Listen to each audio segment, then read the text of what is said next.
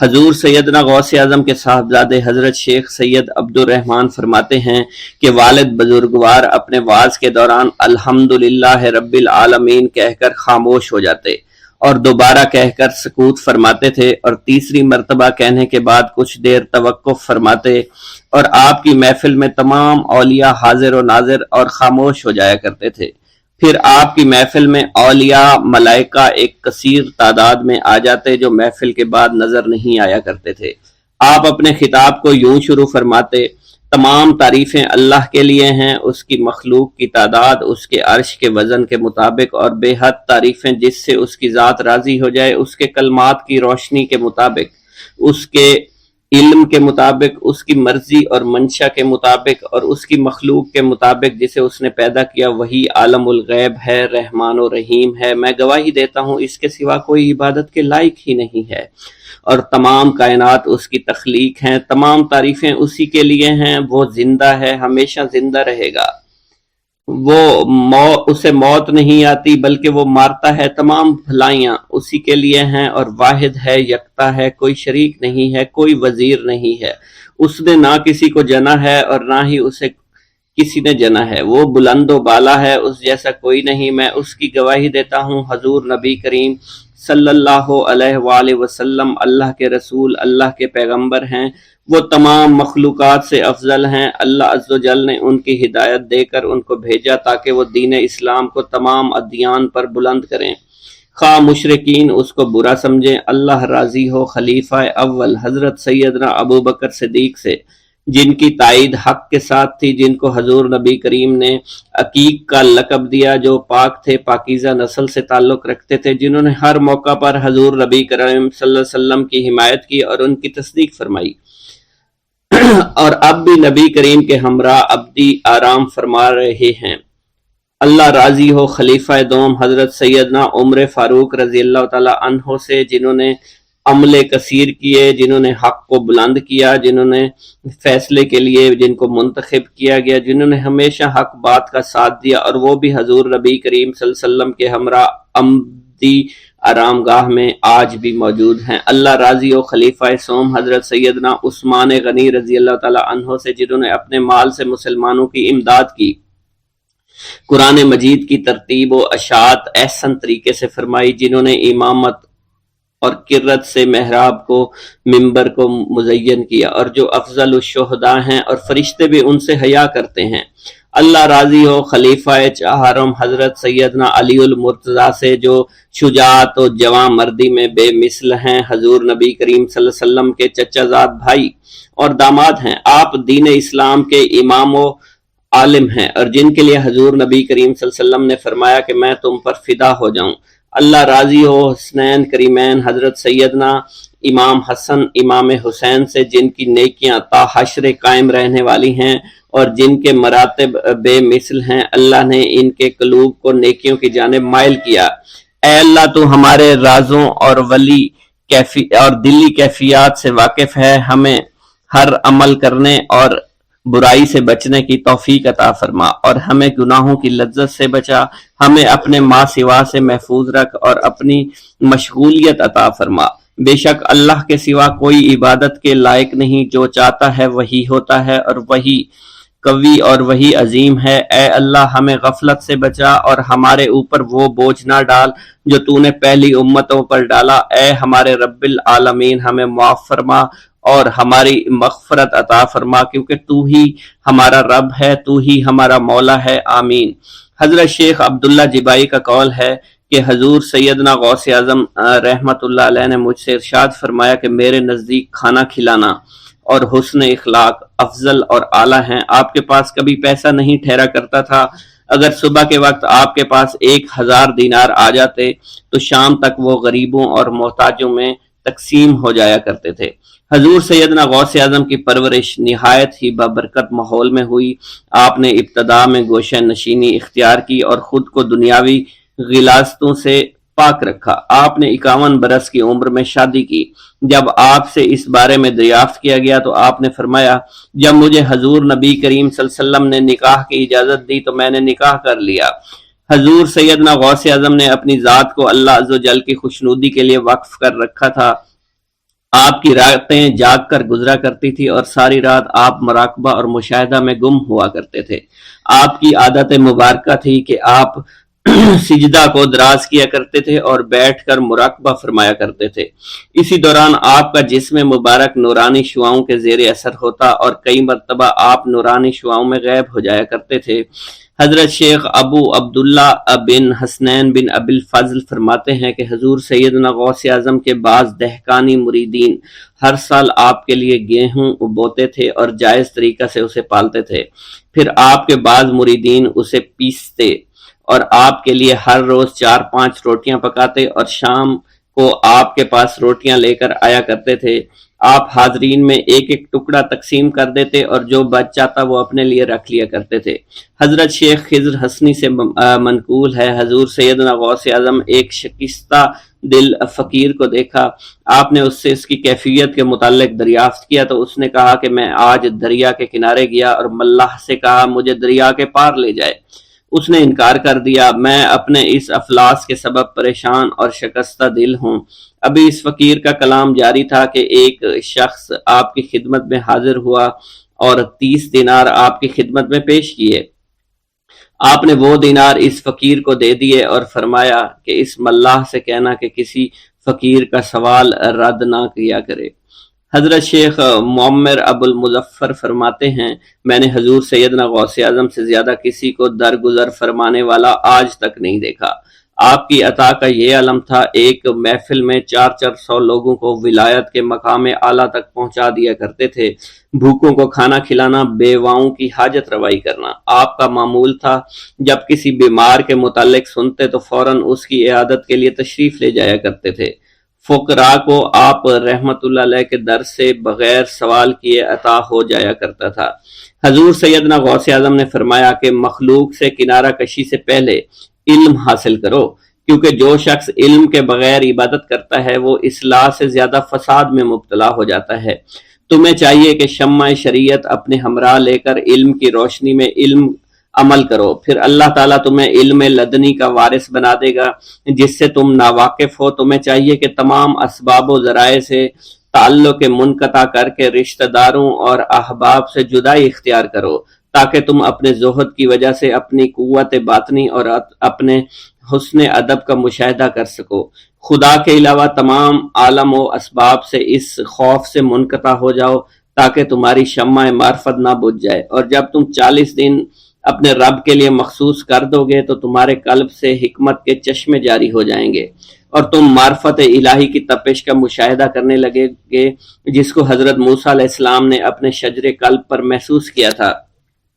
اس کیفیت کے بعد تم اپنے نفس و خواہش، اپنے شیطان سے، اپنی طبیعت اور اپنے وجود سے کہو گے کہ ٹھہر جا، میں نے اس آگ کا مشاہدہ کر لیا ہے جو قلب موسیٰ علیہ السلام پر روشن ہوئی تھی۔ اس کے بعد تمہارے قلب میں باطن سے یہ آواز آنے لگے گی کہ میں ہی تمہارا رب ہوں، میری ہی عبادت کرو، میرے غیر کی اطاعت سے گریزاں ہو جاؤ، میرے سوا کسی سے تعلق مت رکھو، میری معرفت حاصل کر کے میرے غیر کو فراموش کرو، غیر سے اعراض کر کے میرے علم، میرے قرب، میرے ملک اور میری سلطنت کی جانب متوجہ رہو۔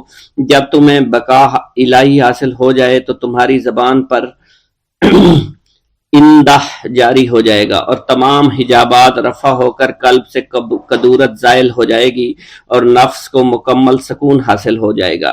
پھر جب اس کے الطاف غالب ہو جائیں گے تو تمہیں خطاب کیا جائے گا، اے قلب، فرعون نفس کی طرف توجہ کر اور اس کو راہ ہدایت پر چلاتا ہوا میری جانب آ لے اور اس سے کہہ دے کہ میرا ہی اتباع کریں۔ پھر انہیں رشد کے راستے پر ہدایت کر کے اس سے تعلق قائم کر اور اس کے بعد پھر قطع تعلق کر کے دوبارہ استوار کر لے اور اسی طرح سے کرتا رہے۔ حضرت شیخ معمر سے منقول ہے، فرماتے ہیں ایک مرتبہ میں حضور سیدنا غوث اعظم شیخ عبد القادر جیلانی رحمت اللہ علیہ کی خدمت میں حاضر تھا۔ آپ بیٹھے کچھ لکھ رہے تھے، اسی دوران چھت سے 3 مرتبہ مٹی گری، چوتھی مرتبہ ایسا ہوا آپ نے جلال میں آ کر اس جگہ دیکھا جہاں سے مٹی گر رہی تھی۔ اسی دوران ایک چوہا اس جگہ سے نیچے گرا اور مر گیا۔ یہ چوہا ہی وہاں سے مٹی کھود رہا تھا۔ حضرت شیخ عمر بن مسعود بزاز فرماتے ہیں حضور سیدنا غوث اعظم وضو فرما رہے تھے، اسی دوران ایک چڑیا نے آپ کی قمیض پر بیٹ کر دی۔ آپ نے جلالی نظروں سے چڑیا کو دیکھا، وہ چڑیا اسی وقت نیچے گری مر گئی۔ آپ نے وضو سے فارغ ہونے کے بعد قمیض کے اس حصے کو دھویا اور پھر اپنی قمیض مبارک اتار کر مجھے دی اور فرمایا اس کو فروخت کر کے اس کی رقم کو خیرات کر دو، یہ اس کا بدلہ ہے۔ حضور سیدنا غوث اعظم کے زمانہ میں بہت ہی گناہگار شخص تھا، اس کے دل میں آپ سے بے پناہ محبت تھی۔ جب اس کے مرنے کے بعد دفن کیا گیا تو قبر میں منکر نکیر نے سوالات کیے تو اس نے سوال کے جواب میں عبد القادر جواب دیا۔ منکر نکیر نے اللہ کی بارگاہ میں اس کے جواب کو پیش کیا۔ حکم ہوا اگرچہ یہ بندہ فاسقوں میں سے ہے لیکن یہ میرے محبوب سید عبد القادر جو کہ صادقین میں سے ہیں ان سے محبت رکھتا ہے۔ بغداد کے محلہ باب العز کے قبرستان میں سے ایک قبر سے مردہ کے چیخنے کی آواز آنے لگی۔ لوگوں نے حضور سیدنا غوث اعظم کی خدمت میں عرض ہو کر عرض کیا، آپ نے دریافت کیا کیا صاحب قبر نے مجھ سے خرقہ پہنا؟ لوگوں نے عرض کیا ہمیں اس کا علم نہیں۔ آپ نے دریافت کیا کیا یہ میری محفل میں کبھی شریک ہوا؟ ہمیں اس کا علم نہیں۔ آپ نے پھر دریافت کیا کیا کبھی میرے پیچھے نماز پڑھی؟ نہیں معلوم۔ آپ نے مراقبہ فرمایا اور آپ کے چہرہ مبارک پر جلالیت کے آثار نمودار ہو گئے۔ بعد ازاں آپ نے چہرہ مبارک پر وقار ظاہر ہوا اور آپ نے فرمایا کہ اس شخص نے میری زیارت کی، مجھ سے حسن ظن رکھا، اسی وجہ سے اللہ نے اس پر رحم فرما دیا ہے، چنانچہ اس کے بعد کبھی قبر سے آواز نہیں آئی۔ منقول ہے حضرت شیخ ابو الحسن علی بن وہب ازجی بیمار ہو گئے، حضور سیدنا غوث اعظم عیادت کے لیے تشریف لائے تو آپ نے وہاں ایک قمری اور ایک کبوتری کو دیکھا۔ حضرت شیخ ابو الحسن نے آپ سے عرض کی کہ یہ کبوتری 6 ماہ سے انڈے نہیں دے رہی اور قمری 9 مہینے سے بول نہیں رہی۔ آپ نے کبوتری سے فرمایا تو اپنے مالک کو فائدہ پہنچا اور قمری سے فرمایا تو اپنے خالق کی تسبیح کر۔ چنانچہ قمری نے اسی وقت کوکو کرنا شروع کر دیا، یہاں تک کہ بغداد کے لوگ اس کی آواز سننے کے لیے جوق در جوق جمع ہونا شروع ہو گئے اور کبوتری نے بھی انڈے دے دیے اور ان سے بچے نکلے۔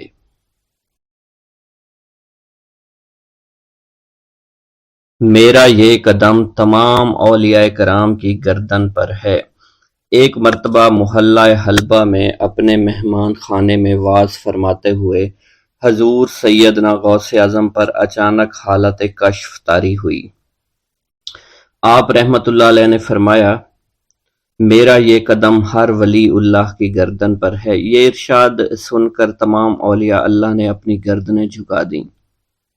صلحائے امت نے اس کی توضیح فرمائی ہے کہ آپ رحمت اللہ علیہ کے عہد مبارک اور بعد میں قیامت تک آپ کی عطا کے بغیر ولی اللہ ولایت کے درجے پر فائز نہیں ہو سکتا۔ سلطان الہند حضرت خواجہ معین الدین چشتی المعروف خواجہ غریب نواز اس وقت خراسان کے پہاڑوں پر مجاہدات میں مشغول تھے۔ انہوں نے بھی حضور سیدنا غوث اعظم کا ارشاد گرامی سن کر اپنی گردن جھکا دی اور یوں عرض گزار ہوئے، آپ کے قدمین شریفین میرے سر اور میرے آنکھوں پر ہیں۔ حضور سیدنا غوث اعظم فرماتے ہیں کہ میں 10 برس کی عمر میں اپنے شہر کے مکتب میں حصول علم کے لیے جایا کرتا تھا۔ اس وقت میرے ساتھ ملائکہ بھی ہوتے تھے جو میرے آگے پیچھے میری حفاظت کے لیے چلتے تھے۔ جب میں مدرسہ پہنچتا تو یہ منادی کرتے تھے اللہ کے ولی کے لیے جگہ خالی کر دو، چنانچہ وہ میرے لیے جگہ خالی کر دیتے تھے۔ ایک مرتبہ میں نے ایک ایسے شخص کو دیکھا جس نے فرشتوں کی آواز سن کر کہا جس میں کوئی مزاحمت نہ ہوگی کہ یہ ایک نہایت معزز گھرانے کا فرد ہے اور عن قریب اس کو وہ عظمت حاصل ہوگی جس میں کوئی مزاحمت نہ ہوگی اور اس کو ایسا قرب نصیب ہوگا کہ اس کو کوئی فریب نہ دے سکے گا۔ پھر 40 برس بعد میں نے اس شخص کو پہچانا، وہ شخص ابدالوں میں سے تھا۔ حضرت شیخ ابو سعود احمد بن بکر حریمی سے مروی ہے کہ حضور سیدنا غوث اعظم نے فرمایا کہ میں 55 سال تک تنہا عراق کے بیابانوں میں پھرتا رہا، میں لوگوں کو نہ جانتا، لوگ مجھے نہ جانتے۔ اسی دوران میرے پاس رجال الغیب اور جنات تشریف لاتے جنہیں میں طریقت اور اصول کی تعلیم دیتا تھا۔ ابتدا میں جب میں عراق میں داخل ہوا تو حضرت خضر میرے ہم سفر بنے اور بعد میں اس وقت ان کو پہچانتا نہ تھا، اور اس کے ساتھ میرا معاہدہ ہوا کہ میں ان کے کسی حکم کی خلاف ورزی نہیں کروں گا۔ ایک مرتبہ انہوں نے مجھے ایک جگہ بیٹھنے کا حکم دیا اور میں اس جگہ 3 سال تک بیٹھا رہا۔ سال میں ایک مرتبہ حضرت خضر میرے پاس تشریف لاتے، فرماتے کہ یہی تیرا مقام ہے جہاں تجھے پہنچایا گیا ہے۔ اس عرصہ کے دوران تمام نفسانی خواہشات مجھ پر انسانی شکل میں وارد ہوئیں، لیکن اللہ عز و جل نے مجھے ہر موقع پر استقامت عطا فرمائی اور مجھے ان خرافات سے بچائے رکھا۔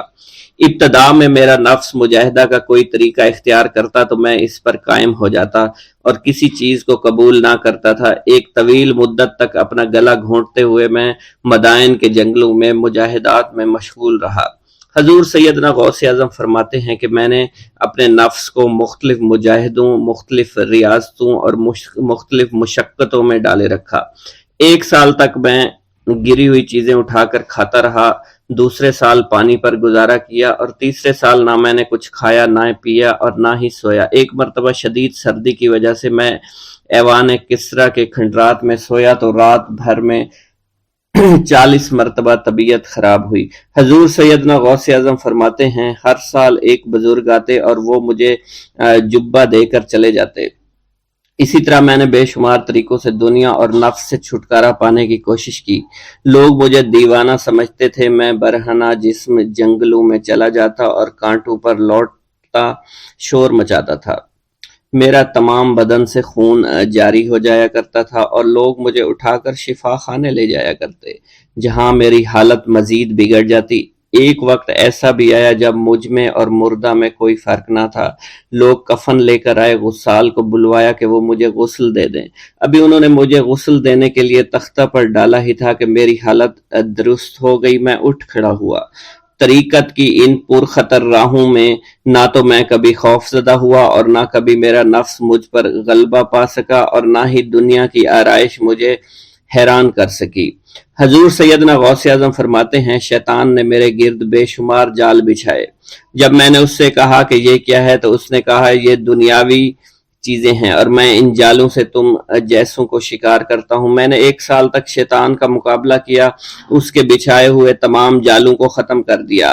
اس کے بعد میرے سینے کو کھول دیا گیا اور مجھ پر بے شمار خلائق ظاہر ہوئے۔ حضور سیدنا غوث اعظم فرماتے ہیں میں نے دریافت کیا کہ یہ علائق کیسے ہیں؟ جواب ملا کہ یہ خلق کے اسباب ہیں جو تم سے ملے ہوئے ہیں۔ میں سال بھر ان کی جانب متوجہ رہا، یہاں تک کہ وہ مجھ سے جدا ہو گئے۔ جب مجھ پر میرا باطن ظاہر کیا گیا تو میں نے اپنے قلب کو بہت سے علائق سے ملوث پایا۔ میں نے دریافت کیا کہ یہ علائق کیا ہیں؟ جواب ملا یہ تمہارے ارادے، تمہارے اختیارات ہیں۔ چنانچہ 1 سال تک ان کی جانب متوجہ رہا کہ وہ مجھ سے دور ہو گئے۔ میرا قلب ان تمام غلاظتوں سے نجات پا گیا۔ پھر مجھ پر میرے نفس کو ظاہر کیا گیا، میں نے اس کا مشاہدہ کیا، مجھے معلوم ہوا اس کے ساتھ کچھ امراض اور بھی ہیں اور نفس کی خواہشات زندہ ہیں، نفس کا شیطان سرکش ہے۔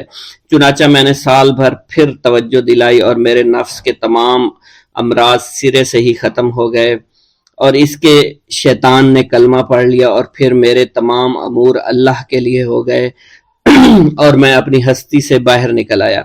حضور سیدنا غوث اعظم فرماتے ہیں پھر میں توکل کے دروازے پر آیا تاکہ میرا مقصد پورا ہو، لیکن جب میں نے توکل کے دروازے پر پہنچا تو بے شمار لوگ موجود تھے۔ میں اس ہجوم کو چیرتا ہوا آگے بڑھا اور شکر کے دروازے پر پہنچ گیا، یہاں پر بھی لوگوں کا جمع غفیر موجود تھا، اسے بھی چیرتا ہوا آگے بڑھا اور مشاہدہ کے دروازے پر پہنچ گیا اور یہاں پر موجود ہجوم کو چیرتا ہوا اندر داخل ہوا، حتیٰ کہ سب سے آخر میں مجھے فقر کے دروازے پر لایا گیا۔ فقر کا دروازہ خالی تھا۔ جب اس دروازہ میں داخل ہوا تو دیکھا جن جن چیزوں کو میں نے ترک کیا تھا وہ سب یہاں موجود تھیں۔ یہاں مجھے ایک بہت بڑے روحانی خزانے کی فتوحات سے نوازا گیا اور میرے لیے تمام دنیا کے خزانے کھول دیے گئے۔ مجھے روحانی عزت، دائمی فنا اور خالص آزادی عطا فرمائی گئی۔ میری تمام چیزیں جو میری ہستی اور میری صفات سب معدوم ہو گئیں اور میری ہستی کی جگہ کسی اور نے لے لی۔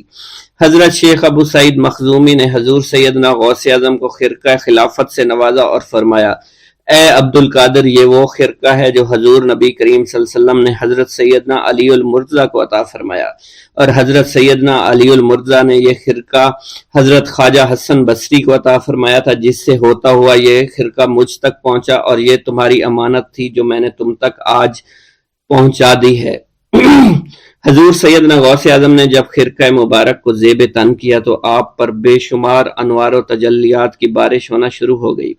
حضور سیدنا غوث اعظم نے حضرت شیخ ابو سعید مخزومی کے مدرسہ میں تدریسی فرائض سر انجام دینا شروع کر دیے۔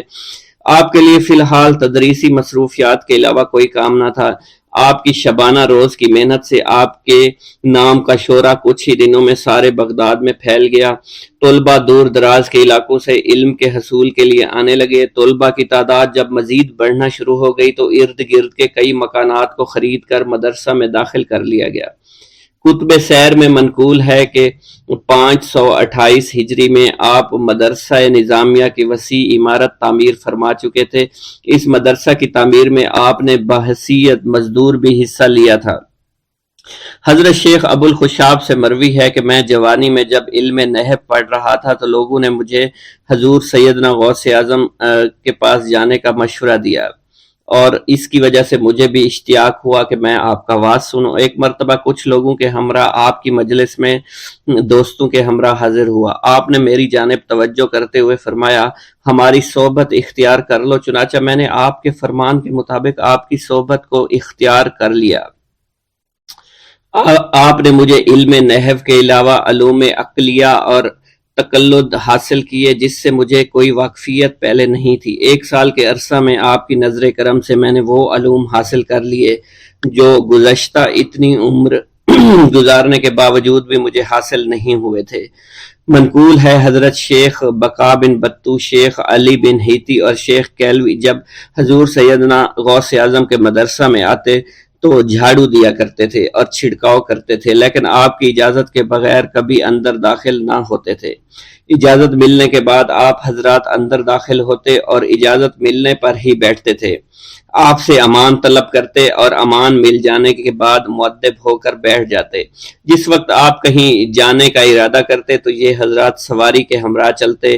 آپ انہیں اس فعل سے منع فرمایا کرتے تھے اور کہتے تھے کہ ہمیں آپ کے ذریعے قرب الہی حاصل ہوا ہے۔ حضرت شیخ محمد قائل الادنیٰ سے مروی ہے کہ ایک مرتبہ حضور سیدنا غوث اعظم سے دریافت کیا گیا کہ آپ کی بزرگی اور عظمت کا راز کیا ہے۔ آپ نے فرمایا کہ میں کبھی جھوٹ نہیں بولتا اور کبھی کسی سے کذب بیانی نہیں کرتا۔ بھوک اللہ کے خزانوں میں سے ایک خزانہ ہے۔ حضرت شیخ ابو محمد فرماتے ہیں، ایک روز میں حضور سیدنا غوث اعظم کی خدمت میں ایسی حالت میں حاضر ہوا کہ فاقہ سے تھا، اور میرے اہل و عیال بھی کئی دنوں سے بھوکے تھے۔ میں نے آپ کی خدمت میں سلام عرض کیا تو آپ نے میری دلی کیفیت کو بھانپتے ہوئے فرمایا، اے جونی، بھوک اللہ تعالیٰ کے خزانوں میں سے ایک خزانہ ہے، اور اللہ عز و جل جس کو دوست رکھتا ہے اس کو فاقہ کی نعمت عطا فرما دیا کرتا ہے۔ حضرت شیخ زین الدین فرماتے ہیں، ایک مرتبہ میں اور ایک میرا دوست حج کی ادائیگی کے بعد بغداد شریف آئے۔ بغداد شریف میں ہم کسی کو جانتے نہیں تھے اور ہمارے پاس صرف ایک قبضہ کمان تھی، جسے فروخت کر کے ہم نے کچھ چاول خریدے اور انہیں پکایا۔ ہم ان چاولوں سے سیر نہ ہو سکے اور نہ ہی ہمیں کوئی لطف محسوس ہوا۔ بعد ازاں ہم حضور سیدنا غوث اعظم کی محفل میں حاضر ہوئے تو آپ کچھ کلام فرما رہے تھے۔ ہمیں دیکھتے ہی آپ نے اپنا کلام قطع کر لیا اور فرمانے لگے، حجاز مقدس سے کچھ مہمان آئے اور ان کے پاس قبضہ کمان کے سوا کچھ نہ تھا، جسے انہوں نے فروخت کر کے چاول خریدے اور انہیں پکا کر کھایا، لیکن نہ ہی وہ سیر ہوئے اور نہ ہی لطف اندوز۔ حضرت شیخ زین الدین ابو الحسن علی بن ابو طاہر ابراہیم انصاری فرماتے ہیں، ہم نے جب حضور سیدنا غوث اعظم کا یہ کلام سنا تو ہم نہایت حیران ہوئے۔ محفل کے اختتام پر آپ نے دسترخوان بچھوایا، میں نے آہستگی سے اپنے دوست سے اس کی پسندیدہ چیز کے متعلق پوچھا تو اس نے کہا حلوہ کھانا چاہتا ہے، اور میرے دل میں اس وقت شہد کی خواہش پیدا ہوئی۔ ابھی یہ سب کچھ ہمارے دلوں میں ہی تھا کہ حضور سیدنا غوث اعظم نے اپنے خادمین کو حکم دیا، جاؤ حلوہ شہد لے آؤ۔ خادمین نے حکم کی، تعمیل کی، اور حلوہ اور شہد ہمارے سامنے لا کر رکھ دیا۔ آپ کا اس طرح ہمارے دلوں کی بات پر مطلع ہونے سے ہم حیران رہ گئے۔ حضرت ابو حفص عمر بن صالح بغدادی ایک مرتبہ اپنی اونٹنی کو ہانکتے ہوئے حضور سیدنا غوث اعظم کی خدمت میں حاضر ہوئے۔ عرض کرنے لگے، حضور میں حج کے لیے بیت اللہ شریف جانا چاہتا ہوں، مگر میری یہ اونٹنی میرا ساتھ دینے کے قابل نہیں ہے، اور فی الحال میرے پاس کوئی دوسری سواری بھی نہیں ہے۔ آپ نے اس اونٹنی کی پشت پر ہاتھ پھیرا۔ اس کے بعد حضرت ابو حفص عمر بن صالح بغدادی نے اس اونٹنی کو ایڑی لگائی تو وہ اونٹنی بیت اللہ شریف تک بھاگتی ہی چلی گئی، اور کوئی دوسری سواری اس کے قریب نہیں پہنچ سکی۔ حضرت ابو حامد فرماتے ہیں، میں ایک مرتبہ بغداد شریف میں حضور سیدنا غوث اعظم کی خدمت میں حاضر ہوا اور اپنا مصلی آپ کے نزدیک بچھا کر بیٹھ گیا۔ آپ نے مجھ سے فرمایا، اے حامد، تم عنقریب بادشاہوں کے دسترخوان پر بیٹھو گے۔ چنانچہ جب میں حران واپس پہنچا تو سلطان نور الدین زنگی نے مجھے اپنے پاس رہنے پر مجبور کر دیا اور مجھے اپنا مصاحب خاص مقرر کر دیا اور ناظم اوقاف مقرر فرمایا۔ حضرت شیخ ابو المظفر اسماعیل سے منقول ہے کہ ایک مرتبہ حضرت شیخ الہیتی بیمار ہو گئے۔ حضور سیدنا غوث اعظم ان کی عیادت کے لیے تشریف لائے۔ آپ نے ان کے نزدیک کھجور کے 2 درخت دیکھے جو 4 سال سے خشک تھے اور ان پر پھل نہیں آتا تھا۔ آپ نے ان درختوں کے نیچے بیٹھ کر وضو کیا اور 2 رکعت نماز ادا فرمائی۔ کچھ دن گزرنے کے بعد ان درختوں پر پھل لگ گئے اور وہ دوبارہ سے سرسبز و شاداب ہو گئے۔ جھولی کو میری بھر دو ورنہ کہے گی دنیا، ایسے سخی کا منگتا پھرتا ہے مارا مارا۔ مولانا عبد الرحمن جامی فرماتے ہیں، حضور سیدنا غوث اعظم کا ایک مرید آپ کے ہمراہ مسجد کی جانب جا رہا تھا۔ جمعہ کا دن تھا۔ اس دن کسی بھی شخص نے آپ کو دیکھ کر نہ سلام کیا، نہ ہی کچھ توجہ فرمائی۔ اس مرید کے دل میں خیال آیا کہ پہلے تو آپ جمعہ کی نماز کی ادائیگی کے لیے بڑی مشکل سے لوگوں کے ہجوم میں سے ہوتے ہوئے مسجد کی جانب تشریف لے جایا کرتے تھے، اور آج کوئی شخص بھی آپ کو سلام نہیں کر رہا ہے اور نہ آپ کے نزدیک آ رہا ہے۔ مولانا عبد الرحمن جامی فرماتے ہیں، ابھی یہ خیال اس مرید کے دل میں ہی تھا کہ حضور سیدنا غوث اعظم نے مسکرا کر اس مرید کو دیکھا، پھر لوگوں کا ایک جمع غفیر اکٹھا ہو گیا اور ہر کوئی آپ سے سلام کرنے کا خواہش مند تھا، یہاں تک کہ اس مرید اور آپ کے درمیان ہجوم حائل ہو گیا۔ اس مرید کے دل میں یہ خیال آیا کہ یہ پہلا حال اچھا تھا جب میں اور آپ تنہا تھے۔ مولانا عبد الرحمن جامی فرماتے ہیں، حضور سیدنا غوث اعظم شیخ عبد القادر جیلانی نے ایک مرتبہ پھر اس مرید کی دلی کیفیت کو بھانپتے ہوئے فرمایا، تمہیں معلوم نہیں لوگوں کے دل میری مٹھی میں ہیں، میں انہیں چاہوں تو پھیر دوں، چاہوں تو اپنی جانب متوجہ کر لوں۔ ایک مرتبہ ایک عورت حضور سیدنا غوث اعظم کی خدمت میں بیٹے کو لے کر حاضر ہوئی۔ عرض کیا، میرے اس بیٹے کو آپ سے دلی لگاؤ ہے، آپ اسے اپنی غلامی میں قبول فرما لیں۔ میں اللہ عز و جل اور آپ کی خاطر اپنے بیٹے پر اپنے حق کو معاف کرتی ہوں۔ آپ نے اس لڑکے کو قبول فرما لیا۔ چند روز بعد وہ عورت اپنے بیٹے سے ملنے کے لیے آئی تو وہ لڑکا آپ کے حکم سے مجاہدات میں مشغول تھا اور بے حد کمزور اور لاغر ہو چکا تھا۔ اس عورت نے جب آپ کو دیکھا تو آپ اس وقت مرغی کا گوشت کھا رہے تھے، آپ کے سامنے ہڈیاں پڑی ہوئی تھی۔ اس عورت نے آپ سے کہا کہ آپ خود تو مرغی کھاتے ہیں جبکہ میرا بیٹا سخت مجاہدات میں مشغول ہے۔ آپ نے اس عورت کی بات سننے کے بعد ہڈیوں کی جانب اشارہ کیا اور حکم دیا، اللہ عز و جل کے حکم سے زندہ ہو جاؤ۔ آپ کا یہ فرمانا تھا کہ ان ہڈیوں سے ایک سالم مرغی زندہ کھڑی ہو گئی۔ آپ نے فرمایا کہ جب تیرا بیٹا اس منزل پر پہنچ جائے گا تو پھر جو چاہے گا کھائے گا۔ منقول ہے ایک مرتبہ حضور سیدنا غوث اعظم کو اللہ عز و جل کی جانب سے حکم ہوا کہ 700 مردوں اور 700 عورتوں کو واصل باللہ کریں۔ آپ نے اللہ کے اس فرمان کے مطابق مجمع عام میں نظر دوڑائی تو مجمع میں سے 700 مرد اور 700 عورتیں علیحدہ ہو گئیں۔ آپ نے ان پر نگاہ ولایت ڈالی تو وہ سب واصل اللہ ہو گئے۔ حضور سیدنا غوث اعظم مدینہ منورہ میں حضور نبی کریم کے روضہ مبارک پر حاضری دینے کے بعد با پیادہ بغداد شریف واپس تشریف لا رہے تھے۔ راستے میں ایک چور جو کہ ناکہ لگا کر کسی مسافر کا انتظار کر رہا تھا، اس نے آپ کو قریب آنے پر روک لیا۔ آپ نے اس چور سے دریافت کیا تم کون ہو؟ اس نے کہا دیہاتی ہوں۔ آپ کو بذریعہ کشف اس کی بدنیتی کی خبر ہو چکی تھی۔ اسی دوران اس چور کے دل میں خیال پیدا ہوا کہ یہ غوث اعظم ہوں گے۔ آپ نے اس کے دل کی بات کو بھانپتے ہوئے فرمایا کہ میں عبد القادر ہوں۔ چور نے جب آپ کی بات سنی فوراً قدموں میں گر پڑا اور معافی کا خواستگار ہوا۔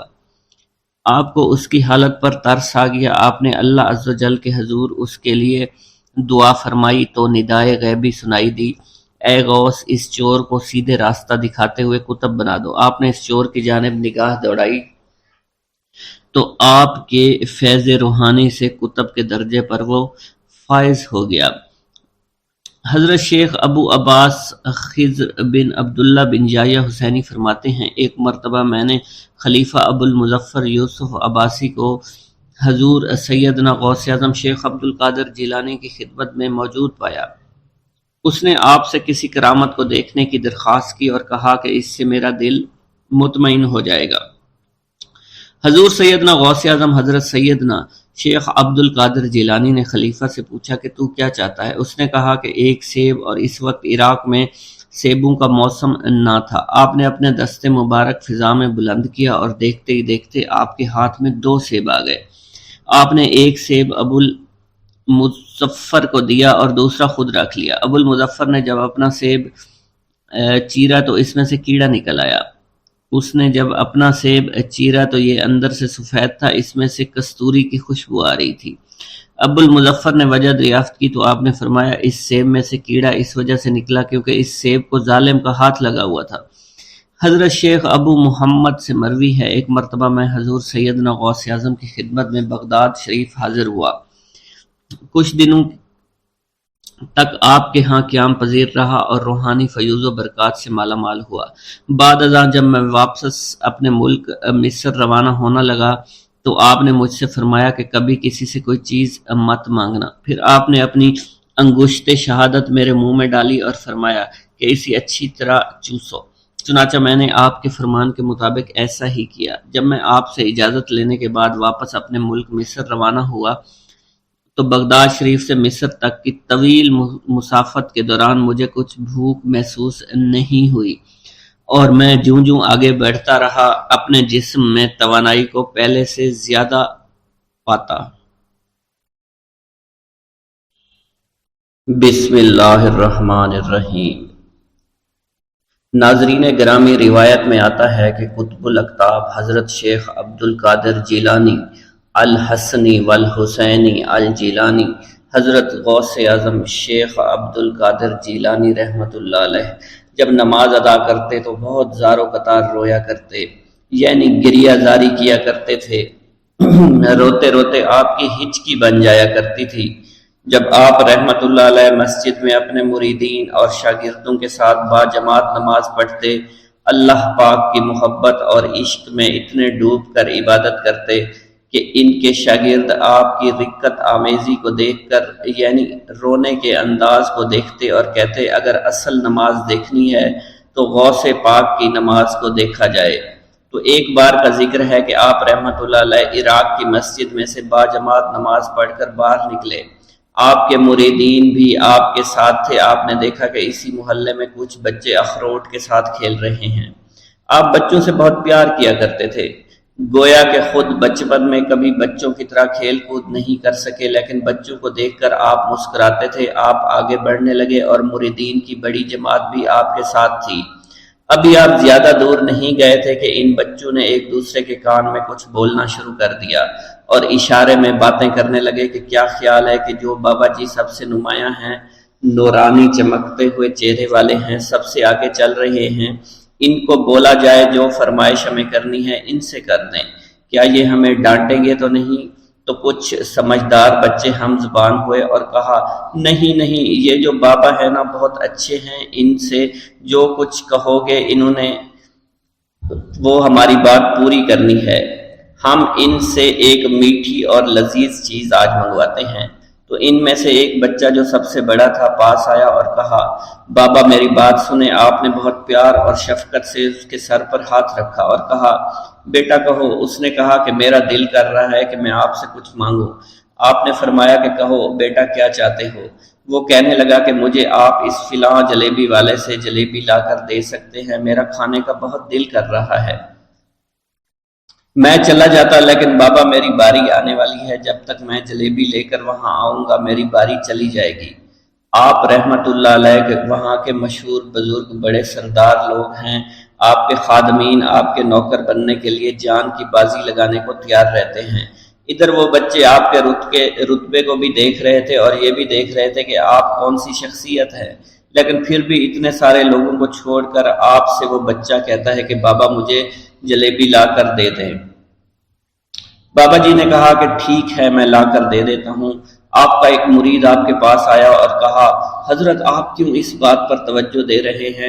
آپ اس بچے کی فرمائش پر جلیبی لا رہے ہیں۔ حضرت آپ پر میری جان قربان ہو، میں اس بچے کو جلیبی لا کر دے دیتا ہوں۔ آپ رحمت اللہ علیہ نے اسے اپنے ہاتھ کے اشارے سے منع فرمایا اور کہا اس نے مجھ سے کہا ہے نا تو میں ہی اس کی خواہش کو پورا کروں گا۔ پھر آپ رحمت اللہ علیہ اس جلیبی والے کے پاس تشریف لے گئے اور جلیبی والا کچھ دیر پہلے اداس بیٹھا ہوا تھا۔ آپ رحمت اللہ علیہ اس کی دکان میں تشریف لے گئے تو وہ خوشی خوشی سے جھومنے لگا۔ آپ رحمت اللہ علیہ نے اس جلیبی والے سے جلیبی لی، اس نے خوشی خوشی آپ رحمت اللہ علیہ کے ہاتھوں میں جلیبی تھما دی۔ وہ آدمی لگ بھگ 70 سال کا تھا، اس بڑھاپے میں بھی وہ کام کرنے پر مجبور تھا۔ اس کی آنکھوں میں آپ رحمت اللہ علیہ کو دیکھ کر آنکھوں سے آنسو آ گئے۔ اس نے روتے ہوئے کہا اللہ کا لاکھ لاکھ شکر ہے، اس نے میری دعا سن لی۔ آپ نے میری دکان میں قدم رکھے تو کئی دنوں سے آپ کے انتظار میں یہاں بیٹھا ہوا تھا۔ میں جانتا تھا کہ آپ ضرور میری دکان پر تشریف لائیں گے۔ آپ رحمت اللہ علیہ نے فرمایا تمہیں کیسے پتا تھا کہ میں تمہاری دکان پر آؤں گا؟ وہ کہنے لگا کہ حضرت عرصہ ہوا ہے، کئی مہینوں سے میرا کاروبار نہیں چل رہا تھا، میرا کاروبار دن بدن ٹھپ ہوتا جا رہا تھا، فاقوں تک کی نوبت آ گئی تھی۔ مجھے اپنی فکر نہیں تھی لیکن اپنے چھوٹے چھوٹے بچوں کی تھی۔ اس بڑھاپے میں اللہ تعالیٰ نے اولاد تو دی لیکن ان کو پالنے کا کوئی بندوبست نہیں ہو رہا تھا۔ میں نے اپنی اس پریشانی کا ذکر کسی سے کیا تو اس نے کہا کہ عراق کے ایک شہر میں چلے جاؤ، وہاں پر کوئی ایک فقیر ہے، اس سے دعا کراؤ، وہ جس کے لیے دعا کرتے ہیں اس کا کام بن جاتا ہے۔ میں اتنا پریشان تھا کہ اس آدمی کے کہنے پر اس فقیر سے ملنے چلا گیا۔ اس کی تلاش کر کے میں نے اس سے کہا تم میرے لیے دعا کرو تاکہ میرے کاروبار میں ترقی ہو جائے اور میرے رزق میں برکت ہو جائے اور تنگ دستی دور ہو جائے تاکہ میں بیوی بچوں کا پیٹ پال سکوں۔ فقیر مجھے دیکھ کر کہنے لگا کہ تم پیرانے پیر غوث اعظم دستگیر رحمت اللہ علیہ کو نہیں جانتے؟ میں نے کہا میں نہیں جانتا۔ وہ کہنے لگا حیرت ہے کہ تمہیں یہ پتہ نہیں کہ تم ان کو جانتے ہی نہیں کہ ولیوں کے سردار ہیں۔ میں تو بہت چھوٹا سا فقیر ہوں، میری دعاؤں میں اتنا اثر نہیں کہ وہ غوث اعظم رحمت اللہ علیہ ہیں، جس کے لیے بھی دعا کریں اس کا بیڑا پار ہو جایا کرتا ہے۔ اور جب اس دور میں غوث پاک رحمت اللہ علیہ خود موجود ہے تو پھر ہمارا کیا مقام ہوگا ان کی دعا کے آگے؟ ہماری دعا کچھ بھی نہیں ہے۔ میں نے کہا اگر یہ بات ہے کہ آپ سے بڑا کوئی بزرگ ہے تو مجھے بتائیے کہ غوث پاک رحمت اللہ علیہ مجھے کہاں ملیں گے اور میں کہاں جاؤں ان سے ملنے کے لیے؟ وہ کہنے لگا کہ وہ جیلان میں ہیں، تم ادھر جاؤ، ہماری کیا جرت کہ آپ کے لیے دعا کریں۔ آپ رحمت اللہ علیہ جس کے لیے بھی دعا فرماتے ہیں اس کا بیڑا پار ہو جاتا ہے اور اس کو کہیں بول جانے کی ضرورت نہیں ہوتی۔ حضور جب اس فقیر نے مجھے یہ بات کہی تو فوراً جیلان شریف میں آ گیا اور یہاں پر میں نے آپ کی تلاش شروع کی۔ آج دیکھیے آپ خود بخود میری دکان پر تشریف لائے ہیں۔ اب دیکھیے کہ آپ کے آنے سے کیسا نور میری دکان میں آ گیا ہے۔ حضور میرے حق میں دعا فرما دیجئے، اللہ پاک میری زندگی کو آسانیاں عطا فرمائے، مجھے اپنی بیوی اور بچوں کی بہت فکر ہے۔ آپ رحمت اللہ علیہ نے فرمایا پریشان ہونے کی ضرورت نہیں، اللہ تعالیٰ سب معاملات ٹھیک فرما دے گا۔ یہ کہہ کر آپ تشریف لے گئے، اس بچے کے پاس آئے اور اس کے ہاتھ میں جلیبی تھما دی۔ ابھی وہاں سے جانے والے تھے، دوسرا بچہ آیا، اس نے کہا کہ بابا آپ نے اسے تو جلیبی لا کر دی ہے، مجھے بھی لا کر دیں۔ آپ نے اس سے بھی تسلی دی اور کہا میں تمہیں بھی جلیبی لا کر دے دیتا ہوں بیٹا۔ یہ دیکھ کر مریدین بہت غصہ ہونے لگے اور کہا کہ حضور ہم اس بچے کو جلیبی لا کر دے دیتے ہیں، آپ کیوں زحمت کرتے ہیں؟ لیکن آپ نے فرمایا نہیں، یہ بچے مجھ سے کہہ رہے ہیں نا، میں ان کا نہیں ٹال سکتا۔ حضور آپ بہت مصروف شخصیت ہے، کیوں ان چھوٹے بچوں کی باتیں سن رہے ہیں؟ آپ نے ہاتھ کے اشارے سے انہیں روکا اور فرمایا اللہ تعالیٰ نے ہمیں جس کام کے لیے چنا ہے بس وہ کام ہی ہم کر رہے ہیں، تم لوگ اللہ پاک کی حکمت کو نہیں سمجھ رہے۔ پھر آپ جتنی بار وہ بچے آپ کو بھیجتے رہے، آپ رحمۃ اللہ علیہ ان کے لیے جلیبیاں لاتے رہے، حتیٰ کہ آخری بچے کو بھی آپ نے جلیبی لا کر دے دی اور وہ مزے سے کھانے لگے۔ جلیبی کھانے کے بعد وہ آپ کو دعائیں کرنے لگے اور کہا آپ بہت اچھے انسان ہیں، جیسا کہ آپ کے بارے میں ہم نے سنا تھا آپ ویسے ہی ہیں، آپ اخلاق کے بہت عمدہ ہیں، آپ کی سخاوت کے بارے میں ہم نے جتنا سن رکھا تھا آپ اتنے ہی سخی ہیں، ہم آپ سے بہت خوش ہوئے۔ آپ رحمت اللہ علیہ مسکرائے، بچوں کی خوشی دیکھ کر آپ کو دلی اطمینان ملا۔ اب ایک اور نماز کا وقت ہو رہا تھا، آپ نے مریدین سے کہا کہ چلو نماز پڑھنے کے لیے مسجد میں چلتے ہیں۔ وہ سب مل کر مسجد میں چلے گئے اور اللہ کی عبادت میں مصروف ہو گئے۔